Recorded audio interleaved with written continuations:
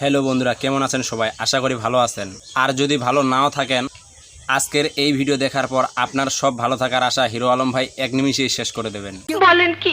হ্যাঁ, আজ আমরা কথা বলবো আমাদের সবার প্রিয় বাংলার সঙ্গীত জগতের একমাত্র সুর সম্রাট হিরো আলমের নতুন গান থুরি নতুন অত্যাচার মামার রাগ করলা নিয়ে।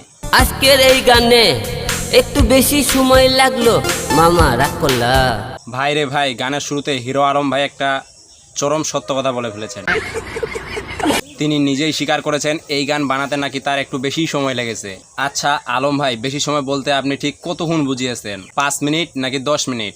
কারণ আপনার গান শুনে মনে হচ্ছে আপনি বাথরুমে যাওয়ার পথে তাড়াহুড়ো করে এই লিরিকগুলো লিখেছেন আর স্টুডিওতে ঢুকে হুট করে রেকর্ড করে ফেলেছেন। আর মামা রাগ করবে না তো কি করবে? এই গান শোনার পর শুধু মামা কেন, খালু ফুপা চাচা সবাই শুধু কান্নাকাটি শুরু করে দিয়েছে। আমি কোনো সিঙ্গার না, আমি কোনো গায়ক না, শখের বসে আইছি, একটু গানকে ভালোবাসি, মামা রাগ করলা। আলম ভাই, আপনি যে গায়ক নন, সিঙ্গার নন, এটা দুনিয়ার মানুষ সব ভালো করেই জানে। এই সত্যটা আপনার মুখ থেকে শোনার কোনো দরকার ছিল না। কিন্তু সমস্যা হলো আপনি যে বললেন শখের বসে আইছেন।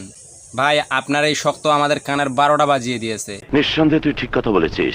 আপনি গানকে ভালোবাসেন, ভালো কথা, কিন্তু গান তো আপনাকে ভালোবাসে না। জোর করে কি আর ভালোবাসা পাওয়া যায়?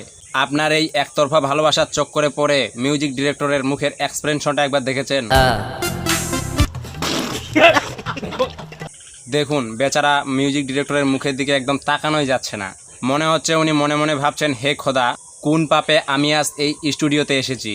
চাকরিটা ছেড়ে দিয়ে রিক্সা চালানো শুরু করতে হবে। বলেন কি?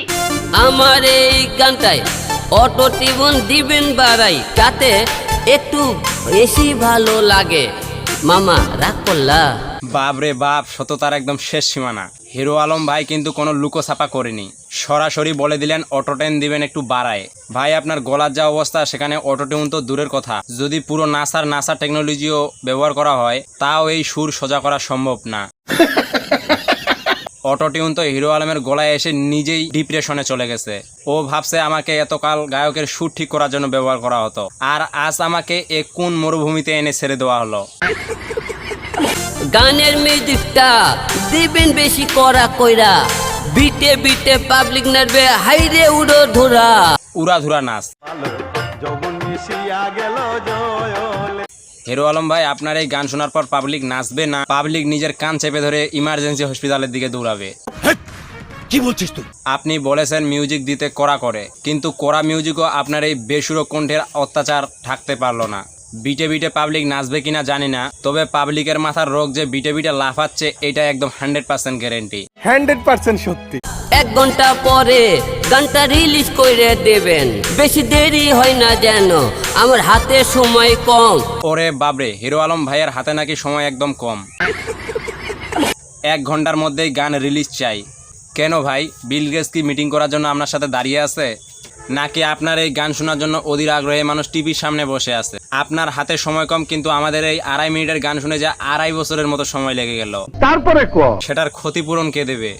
তুমি এটা কি বললা? তো বন্ধুরা, হিরো আলমের এই মামার রাগ করলা গানটি নিয়ে আমি আর কিছুই বলতে চাই না, কারণ আমার নিজেরে এখন একটু ডাক্তারের কাছে যাওয়ার দরকার। কানের পর্দায় কেমন যেন একটা ঝিঝি পোকা ডাকছে।